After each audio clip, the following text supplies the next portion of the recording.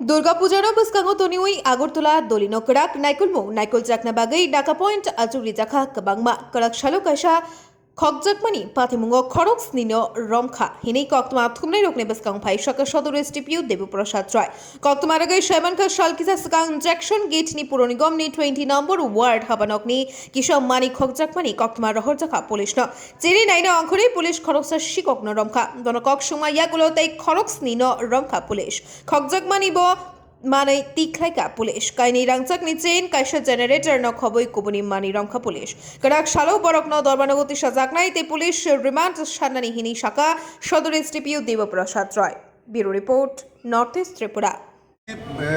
চুরির ঘটনা গত 6 তারিখে জ্যাকসন গেটের যে ওয়ার্ড অফিস আছে ওয়ার্ড অফিস থেকে চুরি হয়, সেখান থেকে মোটর থেকে শুরু করে সব কিছু চোরেরা আপনারা যেগুলি দেখলেন চোরেরা নিয়ে চলে আসে।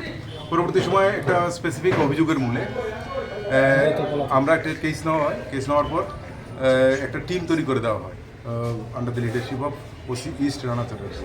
তো এতে আমরা কি করি, আগের চুরির যে ঘটনাগুলি ঘটেছে ওখান থেকে আমরা মানে ইন্টারোগেশনে অনেকগুলি নাম আমাদের কাছে থাকে, সেগুলির মানে আমরা অ্যানালাইসিস করে আমরা একজনকে টার্গেট করি, তার নাম হচ্ছে সুনীল দেববর্মা।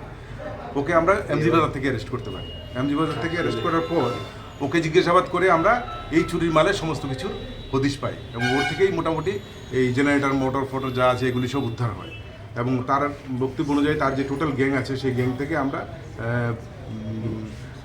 টোটাল 5 জন অ্যারেস্ট 6 জন অ্যারেস্ট হয় এই চুরির ঘটনায়। তো এদেরকে আমরা যখন পুরো গ্যাংটাকে যখন জিজ্ঞাসাবাদ করে শহরের বিভিন্ন এলাকায় বিভিন্ন মন্দিরগুলিতে যে চুরি হচ্ছে সেইগুলি খোঁজখবর নেওয়া শুরু করি, কেননা কিছুদিন পূর্বে চন্দ্রপুর একটা কালী মন্দিরে সেখানে একটা চুরি হয়ে মার গলার এই সোনার চেন চুরি হয়েছিল।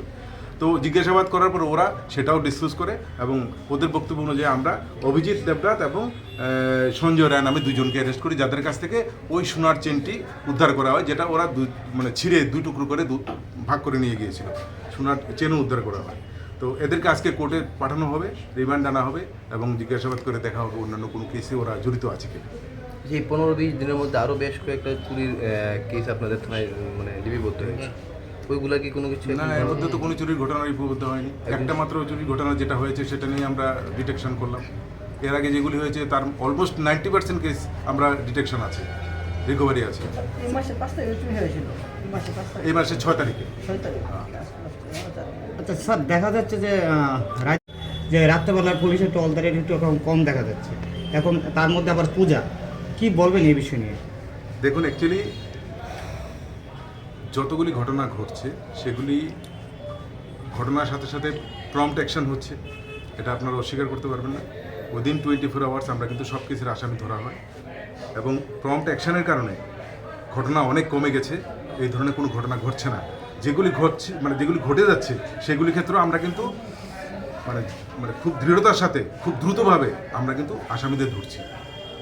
চুরির থেকেও একটা ঘটনা হচ্ছে কি, বাইক বাহিনী যে রাত্রে বের হচ্ছে খুব স্পিডি এবং সাউন্ডওয়ালা বাইক নিয়ে। দেখুন, আমরা টহলদারির ভিতরে তাদের নেশার অনেকগুলো দেখা যাচ্ছে যে তার নেশা করে বেরোচ্ছে। আমরা কালকে রাত্রেও আমরা কালকে রাত্রেও কিন্তু নাকা সিস্টেম শুরু করেছি, যেটা মানে উদ্দেশ্য স্পেশালি দুর্গাপূজাকে মানে সামনে রেখে। কালকেও আমরা অনেক বাইক এবং গাড়ি সিজ করেছি, কিন্তু যারা মদ খেয়ে গাড়ি চালাচ্ছে বা বাইক চালাচ্ছে, এবং কালকেও আমরা কিন্তু বাইকও সিজ করেছি, ওদেরকে অ্যারেস্টও করেছি এবং এই ধারাবাহিকতা কিন্তু চলতে থাকবে, প্রত্যেক দিনই সেটা চলবে। যারা এরকম কাজ করছে তাদের বিরুদ্ধে কি ব্যবস্থা নেওয়া হবে আগামী দিনে? Strong action.